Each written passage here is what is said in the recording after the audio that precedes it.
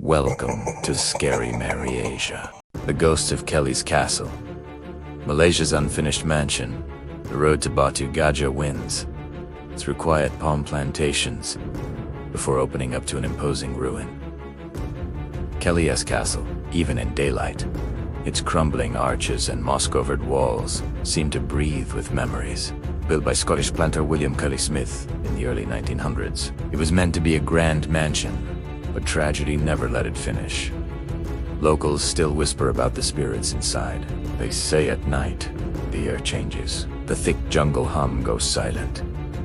The smell of wet earth turns metallic, and if you step inside the echoing corridors, you feel it, the weight of eyes on your back. Visitors have reported seeing a pale man in Edwardian clothes standing at the balcony, staring out as if waiting. Others swear they've seen a woman in a white dress glide across the old corridors of the wine cellar. Some guards have even quit after hearing footsteps and voices in the empty, half-built rooms. One story stands out. In 2015, a group of students decided to spend the night there for a ghost hunting video. Around those AM, their cameras caught something, a fleeting figure passing behind a doorway. Moments later, the group's EMF reader spiked violently. The youngest member froze and whispered, "Did you hear that?" On playback, a soft, Scottish-accented male voice was clearly heard saying, "Get out." Nobody's sure if it's Kellie himself, still guarding the castle he never finished, or something older from the land itself. But those who visit at night often leave a small coin or flower at the entrance. Just in case, the midnight guest of Kellie's castle, the jungle road to Batu Gajah, is silent at night. Even the insects seem to hush as the car headlights sweep across the looming silhouette of Kellie's castle. Its half-finished towers rise out of the palm trees, like a ghost ship run aground. They say the place was cursed before the first stone was laid, that its builder, a Scottish planter named William Kellie Smith, brought something dark back from India and it never left. Tonight, you're about to find out why. It's nearly midnight when three friends, Arif, Nadia, and Jason, pull up at the castle gates. They're amateur paranormal vloggers eager to film a night at Malaysia's most haunted place for their YouTube channel. The air feels heavy as soon as they step out. The smell of the jungle is wet and metallic. The moon is hidden behind thick clouds, but the silhouette of the castle still dominates the clearing. Arches without glass staircases that lead to nowhere, and that infamous balcony where the ghost of Kellie is said to watch the road. They unpack their gear. Cameras, a spirit box, a cheap EMF reader. Jason laughs nervously. Come on, it's just an old ruin. But when the gates creak open by themselves, none of them laugh.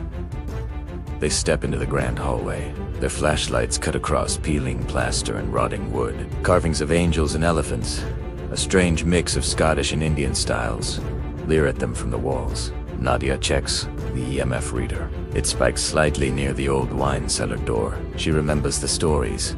Workers died here during construction. Kellie's young daughter is said to haunt the corridors. An underground tunnel links the castle to the river. As they explore, their equipment records, faint whispers, but in languages none of them speak. One phrase repeats on the spirit box.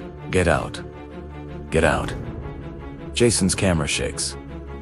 "Did you hear that?" Arif frowns. That was a man's voice. They press on anyway, moving toward the spiral staircase that leads to the rooftop. Up on the balcony, the wind hits colder. The jungle below is black, without even the sound of crickets. Nadia steps to the edge and feels it. Someone is standing right behind her. She spins around. Nothing. Jason sets up his tripod to film a time-lapse of the mist rolling over the jungle. Through his viewfinder, a figure appears for just a second. A tall man in an Edwardian suit, hands clasped behind his back, staring at the horizon. Jason looks up from the camera. No one is there. Then the EMF reader in Nadia's pocket screeches. Lights flash red. Arif whispers, "Okay, enough, we're leaving." But the balcony door slams shut on its own. The temperature plummets. Their breath fogs. The smell of frangipane turns metallic, like blood. From the darkness of the hallway behind them, footsteps echo. Slow, deliberate, heavy boots. Jason lifts the camera and catches a shape moving in the shadows. Pale skin, sunken eyes, Edwardian clothes. The voice on the spirit box changes, deeper now. You shouldn't be here. Nadia's hair rises. Arif tries the door. It won't budge.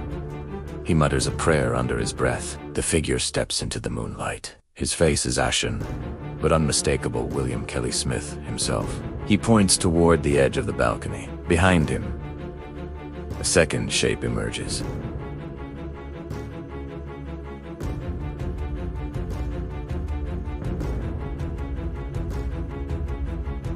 A small girl in a white dress, clutching a doll. Jason's camera flickers and dies. The figure opens his mouth, but instead of words, the entire building vibrates with a low, growling sound, like the castle itself is alive.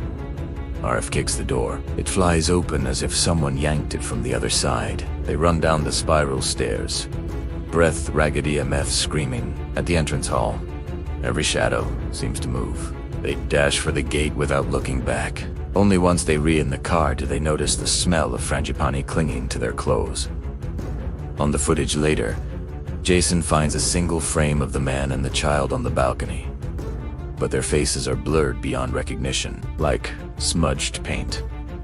Locals say if you disrespect Kelly's castle at night, you invite the spirits home with you. Arif swears he still hears whispers in his apartment. Nadia dreams of the little girl and wakes up with the scent of frangipani. As for Jason, his camera refuses to work. Now every new recording ends with static and a Scottish accented voice saying the same two words, "Still here."